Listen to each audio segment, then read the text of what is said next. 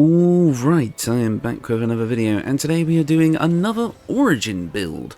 Last Friday when I did my kind of Mystra Deity build, which ended up also being a kind of what-if Gale Origin build, you guys said that you were interested in me doing more Origin builds that kind of focus on, you know, what if this happened to said character? Like in the example in the Gale video, it went more into his kind of life after the events of Baldur's Gate 3, in which he was a professor, and ended up kind of, you know, regaining Mistress' favour and becoming a Weave Anchor. Once again, the full details will be in that video.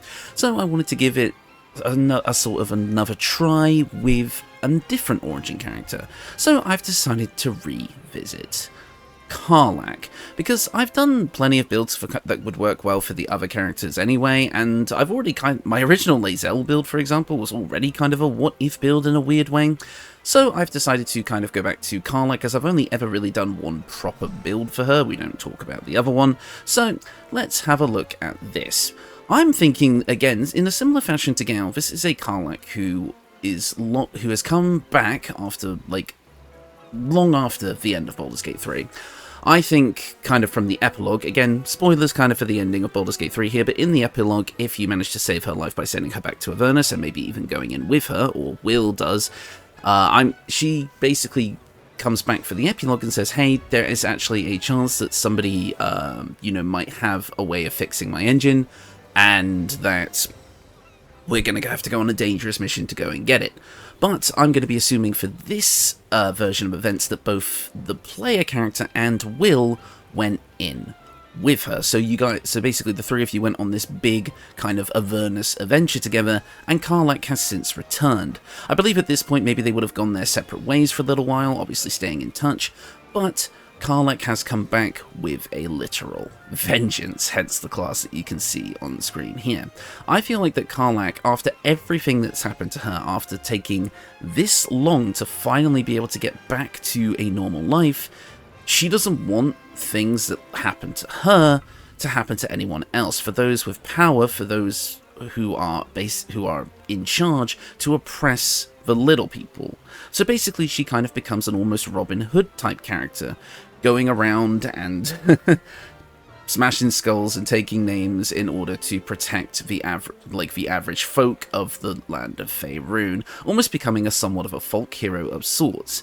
But I do think that her experience in Avernus and overall what happened to her on her adventure has changed her personality a bit. I don't think she's a barbarian anymore. I think part of her fixing her infernal engine has allowed her to control that fiery rage that burns within, becoming a much more temperamental character. Still the fun-loving Karlach that we all know, but instead of having these massive bouts of rage, she's more temperamental, calm, and focused.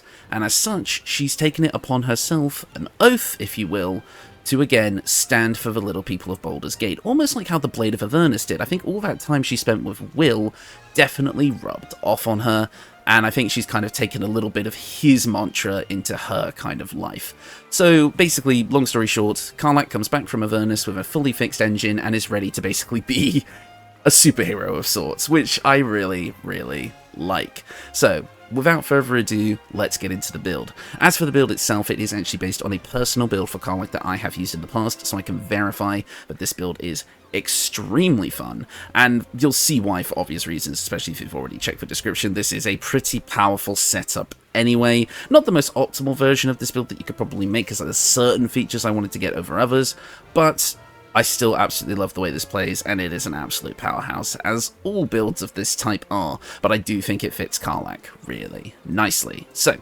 let's get into the build proper.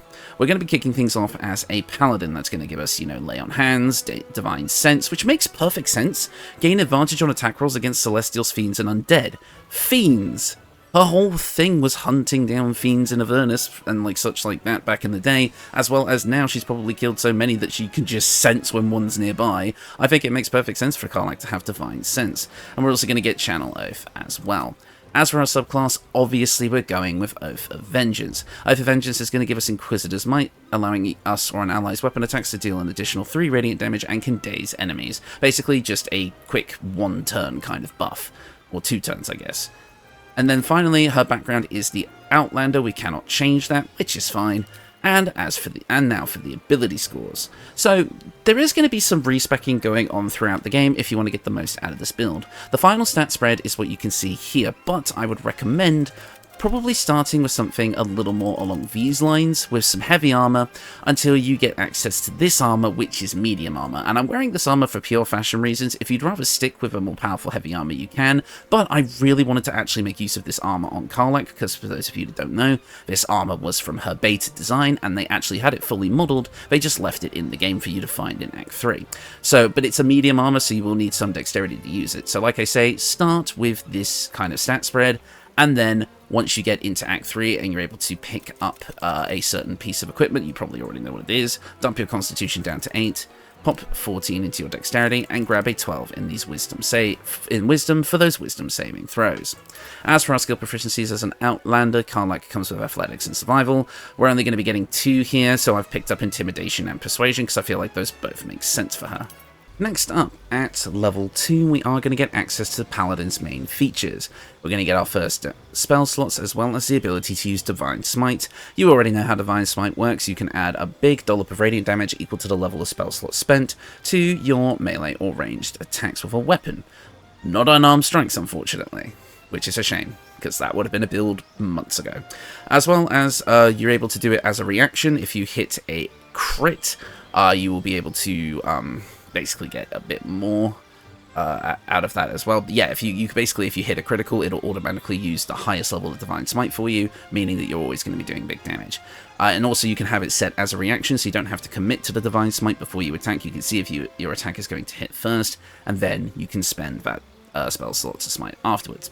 Also, again, another thing that I feel like is really on theme for this kind of build with its backstory, and again, fighting fiends in Avernus, the Divine Smite will always do an additional 1d8 radiant damage on top of the radiant damage it's already doing to fiends and undead, making it a very, very powerful skill for fighting in Avernus, which again, makes sense for Karlach here. As for our fighting style, of course, I'm going with a two-handed weapon for Karlach, so we are going to be picking up great weapon fighting. Next up, for our prepared spells, we are going to get access to a bunch of cool things here, including some spells that I think really make sense. Searing Smite. Karlach technically already has this as a racial feature, but now we're going to be getting this all the time as well, which is great. A fire-based smite works perfectly for this Karlach. Next up, Thunderous Smite and Wrathful Smite. Let's pick up all of these special attacks. I also want Heroism, because come on, it makes perfect sense, making yourself immune to being frightened and, you know, gaining 5 temporary hit points each turn. I think it's a really nice early game concentration spell for Karlach. As well as we can kind of pick up whatever last spell we want, and I feel like Compelled Duel makes a ton of sense here. Basically saying, hey, you stop attacking those innocent people and fight me instead. You know, superhero stuff. Next up at Paladin 3, we're going to get access to our main oath features, namely Abjure Enemy and Vow of Enmity. Abjure Enemy is going to allow you to frighten an enemy and giving them disadvantage on ability checks and attack rolls, and they cannot move. And fiends and undead have disadvantage on this saving throw. Again, this build is meant for taking out fiends, which again feels perfect for Karlach. As well as Vow of Enmity, gain advantage on attack rolls against an enemy. If you wanted to throw Great Weapon Master on this build, which you absolutely could, I just personally haven't, this would be a great way to gain advantage to offset the penalty, as well as things like we have the other stuff like we have other ways of getting like extra damage as well, so I feel like if you wanted to throw Great Weapon Master on this build, obviously it would take it into the stratosphere in terms of power, but I did want to get more ability scores myself because I'm not using things like the Potion of Everlasting Vigor or Ethel's Boon here. Also, I feel like during Karlach's time in Avernus, again with now Ranger Will, which is another build that will be coming in the future, she may have picked up a few of his Ranger skills. Again, I think she learned a lot from Will in your time away. As such, we now have Hunter's Mark as a spell we can cast, allowing us to mark a creature and deal additional damage to them. As well as Bane as well, which I don't care about as much on this build, but it's still nice to have. At this level, we're going to be grabbing Searing Smite as a racial feature as well, which is nice, so we have a way to do it without using spell slots. And finally, we do get another prepared spell, and the game has picked Command for us, which I think works just fine. Next up, at Paladin level 4, we're going to get an extra Lay on Hands charge, so that means more healing, because this build can heal too, and I think if you're going to be stuck in Avernus for a very, very long time with very limited resources in a very hostile environment, you're going to want a way to heal yourself and your allies without necessarily having to rely on potions, so I think Lay on Hands and the healing aspect for Karlach does make sense. So with that, I'm also going to be picking up Cure Wounds as a prepared spell. And at this point we are also going to get a feat, and since we haven't gone into a lot of stuff using our charisma yet, other than the Paladin spells, I think this is a good point to bump up our strength to 18. At Paladin, level 5, we are going to get access to extra attack, which is great, as well as a couple of more oath spells. Hold Person is going to be amazing for allowing us to get those critical hits off for those divine smites. Holding a humanoid enemy still, they cannot move, act, or react, and attacks from within 3 meters are always crits, meaning that we're just going to be able to critical smite, and decimate opponents.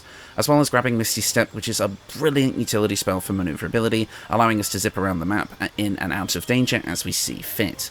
We also do get from our race, we gain Legacy of Avernus, Branding Smite, and again the fact that these are called Legacy of Avernus, like, that kind of has like a different meaning here, like her basically conquering Avernus and escaping fully to live her own life was her legacy, so the legacy of Avernus.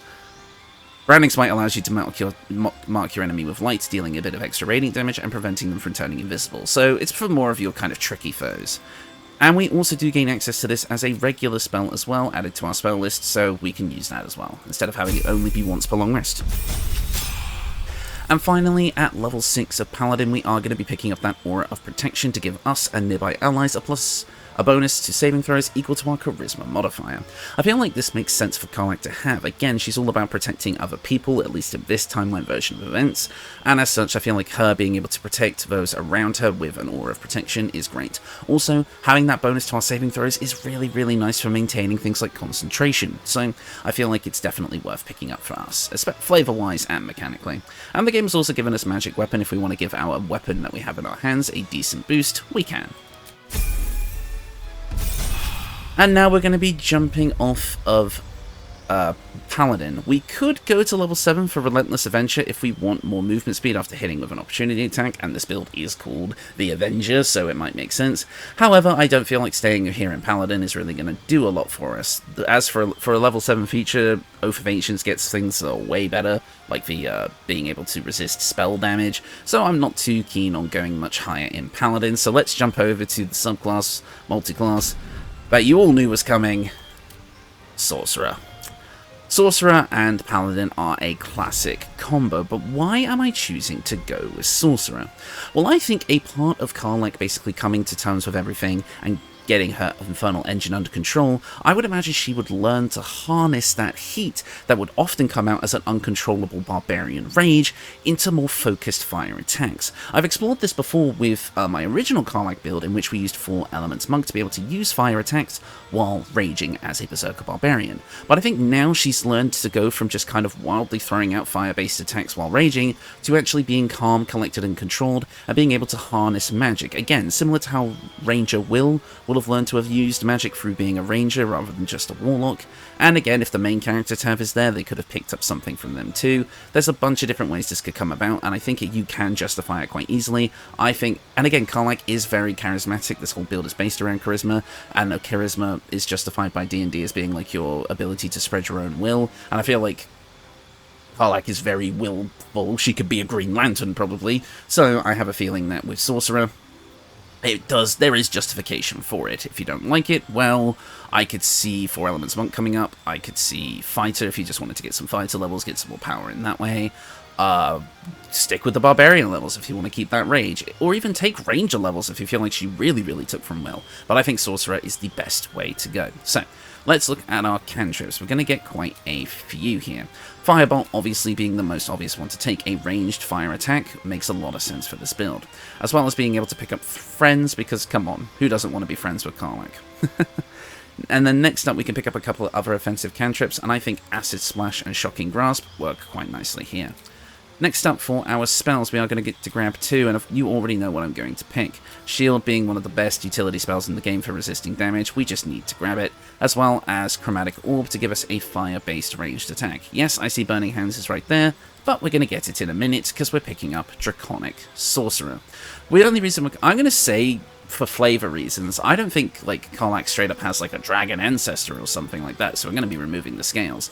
But I do think that one of the ways that they fixed her engine was getting the kind of fiery infernal power of a red dragon body part. It could be a scale, it could be a claw, something, and they used it as a material to augment her engine to better control that heat. Hell, it could have been a red scale from Tiamat's red head or something like that was left behind in Avernus after a battle, because again, Tiamat is kind of roaming around the Nine Hells, even though she's kind of trapped there. Like, there could be a million different ways you can justify it, but I'm mainly kind of here for the fact that it is Fire Sorcerer. It is the closest thing we're kind of getting to a Pyromancer in this game, so I think it's perfect to be represented here. This would actually give us unarmored defense, so if you wanted to go with clothing being a bit closer to Karlach's barbarian roots, you absolutely could, and it wouldn't really affect the build too much. Your base armor class would become 13, plus your dexterity modifier, which again isn't the highest for us on this build, but you can adjust that around with things like the gloves of dexterity or something like that. Feel free to play around with that kind of idea. But otherwise, we're also going to be getting an extra hit point per sorcerer level, and since we're going to be going for 6 sorcerer levels here, that means 6 extra HP, which is going to be a bit nicer for tanking since we are a frontline fighter. But yeah, that is level 1 of sorcerer. Next up, for level 2 of Sorcerer, we're going to get access to our meta magic and sorcery points, allowing us to augment our spells in various ways. This is nice because it gives us the ability to use our spells with a bit more oomph in certain situations, as we'll get into in a minute. We also did get to pick up another level 1 spell here, and I think Enhanced Sleep just makes a lot of sense. It's a great utility spell, and it allows you to leap over skyscrapers in a single bound. Again, I'm still kind of going over that superhero analogy here. Otherwise, Magic Missile would be a very powerful option. Featherfall is great for utility. Thunderwave, all of this stuff. You can pick whatever you like. I like Enhanced Sleep here, though. As well as being able to pick up a couple of meta magic options. And of course, I want to go with Twinned Spell and Careful Spell. With fire spells, you are going to get a lot of big blaster options, so being able to make sure that your spells don't affect any innocent civilians or your allies makes a lot of sense to me personally, so Careful Spell works nicely, and Twinned Spell is always great. Next up, at Sorcerer level 5, we are going to get access to... level 3, we are going to get access to another meta magic. We have some more options here, and of course we're going with Quicken Spell to allow us to, when it comes up, use our spells as a bonus action. We'll only be able to do this twice, as by the time we're level 6 Sorcerer, we're only going to have about 6 sorcery points, but you never know when that bonus action Fireball is going to come in handy. Next up, we also do get access to level 2 spells, and of course we're going to be grabbing Scorching Ray for a powerful ranged option. And then with Sorcerer level 4, we are going to get to pick up another feat, and since we are more focused on the spellcasting side of things now as well as our melee side of things, we are going to be grabbing a boost to our Charisma to bump it up to 18. At this point in the game, you might have already picked up a piece of equipment that would allow you to have this at 18 kind of anyway, just by using that piece of equipment, so this might be overkill if you don't think you need to get Charisma to 20 with this build, and if that's the case, this is where you would pick up Great Weapon Master. But I am going to be going for better overall stats here, but that is an option there if you want it. We also do get another cantrip at this level, and I'm going to grab Poison Spray. We also do gain another level 2 spell at this point, and it's kind of up to you what you want to pick here. There's nothing here that I would say is absolutely necessary for the build thematically. Mirror Image is obviously always a very useful utility spell when you can cast it. Shatter is a very nice thunder damage spell, so you'd have an alternative damage option. But the one I'm personally going to go for here is Enlarge Reduce, because I feel like, again, you're able to make yourself grow larger, and I feel like Karlach would kind of like having that ability, just being able to take on larger foes in straight up combat, and it's like pick on someone your own size type deal, and then she literally grows to be their size, and it's going to give you a bit of a damage buff with your weapons as well. So I quite like having this spell thematically, but it's not the greatest in the world. Feel free to pick something else if you like. Next up, at Sorcerer level 5, we are going to be able to get level 3 spells, and of course, I'm taking Fireball. Why wouldn't I take Fireball on this build? It makes too much sense. I mean, I don't even need to explain it, so let's just move on. And then finally, at Sorcerer level 6, we are going to get a bunch of extra features. We now have our sorcery points maxed out, at least for this build. We have access to level 5 spell slots, and we also have level 4 spell slots at this point. And just so you're aware, Divine Smite only scales up to level 4. Using the level 5 spell slot won't matter, so save that for a big Fireball instead. We also do gain resistance to fire damage if we spend a sorcery point after casting a fire spell. Don't ever use this. But we do get elemental affinity damage, allowing all of our fire attacks to deal additional damage equal to our charisma modifiers. That's Firebolt, Scorching Ray, and Fireball, dealing even more damage, which is really nice, and it makes sense for this build. And finally, I mean, come on, how could I not pick it? We're going with Haste. Haste would give us an extra action, which works for both spellcasting and melee attacks, allowing us to do kind of both really, really effectively. It gives us extra movement speed, it gives us extra AC, there's nothing to not love here. Although I can absolutely see arguments being made for other things, like counterspell or slow, especially since I have really I've kind of warmed up to slow, and at this point I almost like slow more than I like Haste now, but I feel like Haste, again, if you're trying to focus on your own character, is the better choice, and I feel like Haste makes more sense for Karlach here thematically than Slow does, but Slow is very, very, very good, in my opinion. And that is the build. Overall, you're going to be getting... Well, you're getting a freaking Sorcerer. I mean, come on, we all know how powerful Sorcerers are. And I feel like I kind of wanted to power build a little bit, just once, and make Karlach into something truly powerful. And I think this has succeeded. You're getting a really on-theme kit with fire attacks, very Divine Smite for dealing with fiends, the Aura of Protection for protecting your friends, like, everything you get here works. And it all synergizes really, really nicely. I think how the backstory kind of ties into all of this, I think it works. I really, really do. And I'm quite proud of how this build turned out. Again, it's a Sorcerer. I'm not exactly breaking new ground here, but I think for Karlach and the justifications you can kind of put in place to make this build work, I think it really does work. And again, you're getting Haste, Fireball, you're getting all the nice utility stuff too, like Misty Step, Friends, Hunter's Mark, Abjure Enemy, Compelled Duel, the Elemental Smites. I don't know what else to say. You guys know what a Sorlock is. So let's just continue moving forward with the equipment. Let's get Karlach into frame. Let's make it look all majestic. There we go. Love it. So with the equipment, you're going to notice some overlap from my original Karlach Origin build, and I've just realized I forgot to get one of the rings. I will talk about it because it's in my notes. How did I forget to pick that up? Anyways, we're going to roll with it. I'll get to that when we get to that. Because it's kind of a throwaway slot anyway, but I do have a recommendation. So, let's get into the equipment. First up, my weapon of choice here is the Foe Breaker. I don't use hammers enough on this channel. And the idea of Karlach picking up this kind of, if you can see, it's kind of got like a almost infernal red kind of coloring to it on Karlach's back there. And like, just picking up a hammer and again kind of just smashing skulls, because at the end of the day it's a blunt weapon. You can use it non-lethally a bit more effectively if you don't want to go around straight up killing people, but if you need to smash someone, you're going to be able to smash someone, because this weapon ignores bludgeoning resistance. So it does not matter if your foe is resistant to the hammer's attacks normally, you will just break right through that resistance. Karlach has so much power behind her swings that resistance doesn't matter, and that felt pretty cool. It's a +2 hammer, and also if you have it and when you wield it, when you miss an attack, you deal 4 bludgeoning damage anyway, so it doesn't even matter if you miss, you're still going to hit. This is a really, really fun weapon overall. I absolutely love it, and I've never really featured it on the channel before, so I wanted to show it off here. However, of course, this is an Act 3 option, so if you want an earlier game kind of weapon to use until you get this one, I'll recommend the Faith Breaker. We go from the Faith Breaker to the Foe Breaker. I like it.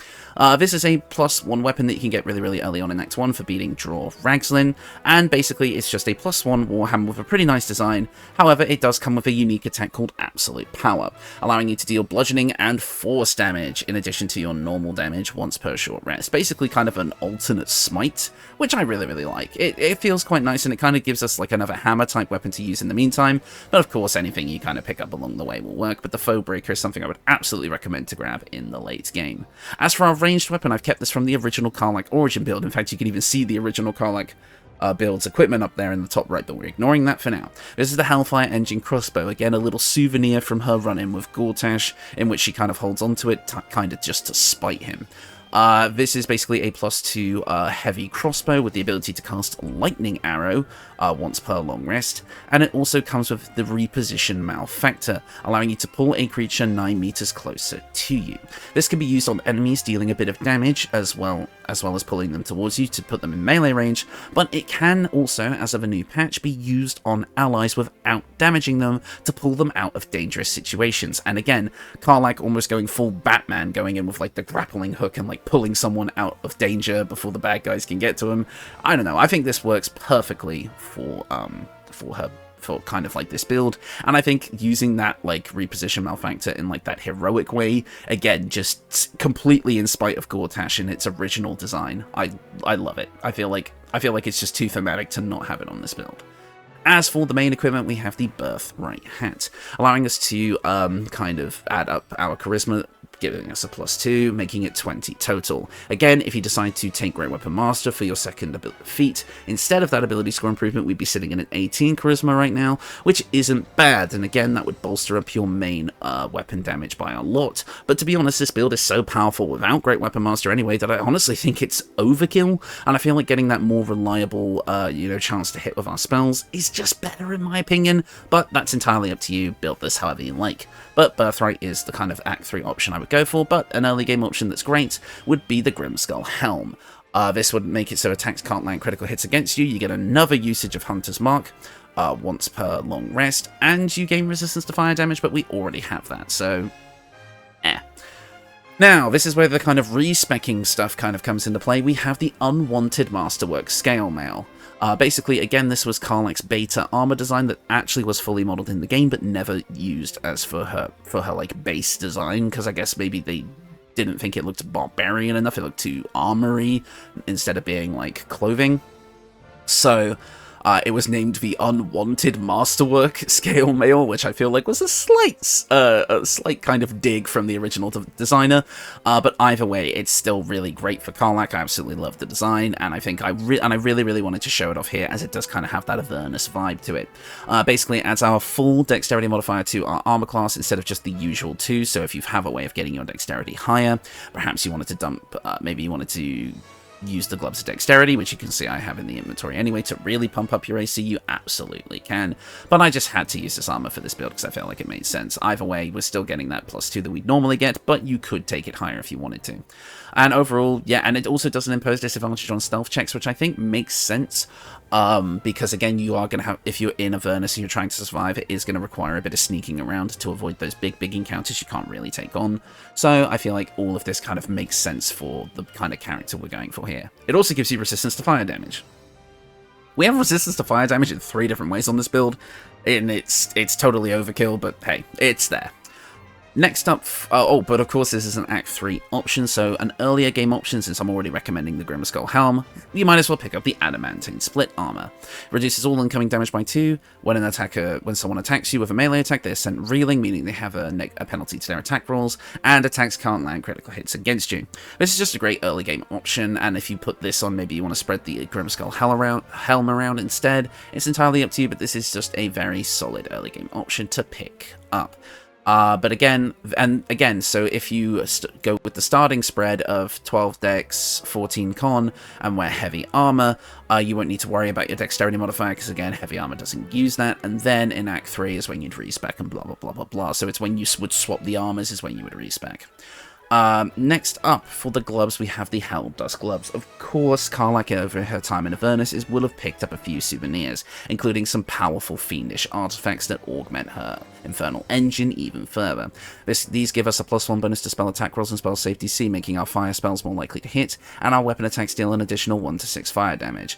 So overall, we're going to be getting a lot of extra power out of these from both our spellcasting side and our melee attacking side, as well as grabbing the Raise of Fire cantrip once per short rest to just deal a massive amount of fire damage. It's basically an augmented Scorching Ray.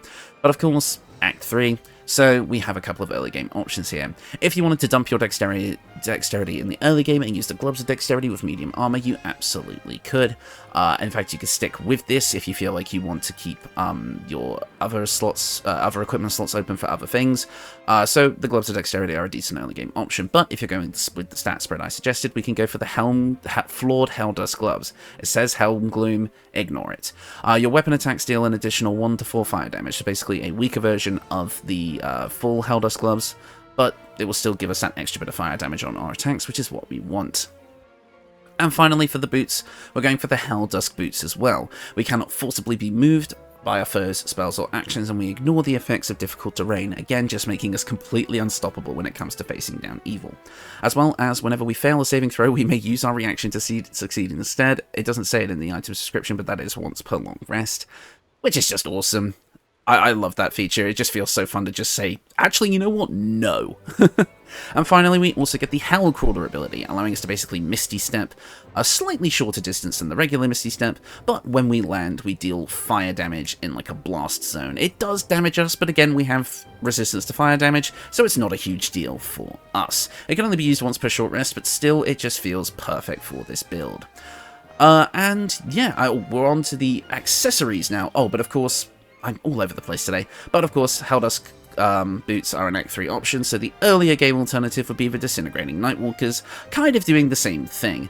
We basically cannot be enwebbed, entangled, or ensnared, and cannot slip on grease or ice, and we gain a usage of Misty Step once per short rest. This can be picked up pretty early on in Act 1, and as such, they basically just function as a lesser version of the Helldusk boots until we get those, so it just kind of has the same sort of abilities. Next up, we have the Amulet of Greater Health, setting our Constitution to 23 and giving us advantage on Constitution saving throw checks, basically making it so when we concentrate on things like haste or whatever, we're very, very unlikely to break concentration, as well as just having a massive hit point pool. As you can see, we have 142 over there on Tactician. Makes perfect sense. Again, this allows us to dump Constitution so we can bump up our dex to use this medium armor, and again, it just helps out the spellcasting side of things a lot. But of course, again, this build has a respec point. We do respec our stats before we get this, and before you get this, you could use the Amulet of Misty Step to give you an additional Misty Step per short rest, basically allowing Karlach to teleport all over the place between this and get in the perfect position to smite a motherfucker. So, you can use that until you get this. For our ring of choice here, we have the Killer's Sweetheart, allowing you to, after killing an enemy, bank a critical hit. Basically what it means is, it says your next attack roll will be a critical hit. That is wrong. Basically what it is a kind of reaction that you can bank and spend to get a guaranteed critical hit whenever you like. For a Paladin, that's extremely powerful, because you will be able to gain a maximum power Divine Smite on command. If you're up against a big boss and you just need to do that damage, or you just need to kill this particularly powerful minion, you can basically guarantee it. It is basically the one ring I will recommend for every Paladin build I make, because it just synergizes too perfectly. It's only once per long rest, but to be honest, that's all you need. And now the ring that was supposed to be here is the Ring of Arcane Synergy, because again we have access to the Firebolt cantrip. We can basically cast that and give our weapon attacks a buff equal to our spellcasting ability modifier. But it's kind of a throwaway slot. You can put whatever you like in that slot, but the Ring of Arcane Synergy would definitely be what I recommend, personally. But yeah, that is the build. Again, what else can I say? It's a Sorlock. It's, oh, not Sorlock, a Sorcerer. It is powerful. Sorcerer and Paladin are one of the strongest combinations of both Tabletop and BG3, and it shows here. Our fire-based attacks are really strong, but again, the Divine Smites at the end of the day are what's really packing the punch, and we can just obliterate foes basically as quickly as we like. And again, having access to all those extremely useful utility options, Shield, Misty Step, all of that stuff, it just feels so great to use in practice. The equipment synergizes really well. Everything feels great when it comes to thinking of like a post-Avernus Karlach, and how she kind of basically changed her way of thinking, her way of approaching things to match her new outlook on life. And I think it just works. I like that one of the most powerful builds in the game can be so easily justified for her, especially in the kind of post Baldur's Gate 3 storyline, like after the epilogue. And you can kind of see, right, where like this build's power and like the different abilities that it has just fits in perfectly. I feel like I'm just saying the same thing over and over again. But yeah, I mean, I'm really, really happy with how this build turned out for her, and I hope you enjoy it as well. I don't think there's much else actually to say here. Other than, like, I guess, I don't know, I mean, there's not really much to say, I guess. I mean, if you're hanging around in the Discord, which you can join using the link in the description or on the channel page. I've been told that the link in the description at the moment might be a bit broken, so I'm going to have a look at that, but the one on the channel page should still work. So feel free to join if you want and come see. People make builds over there that are really, really fun to use, that don't come from me, they come from members of the community. And there's a lot of really interesting discussion over there. People are planning actual tabletop games if you want to get involved in stuff like that. So feel free to join the Discord and get into the discussion. But yeah, I do think that is actually going to do it from me. Thank you all so much for watching, and I will see you all next time.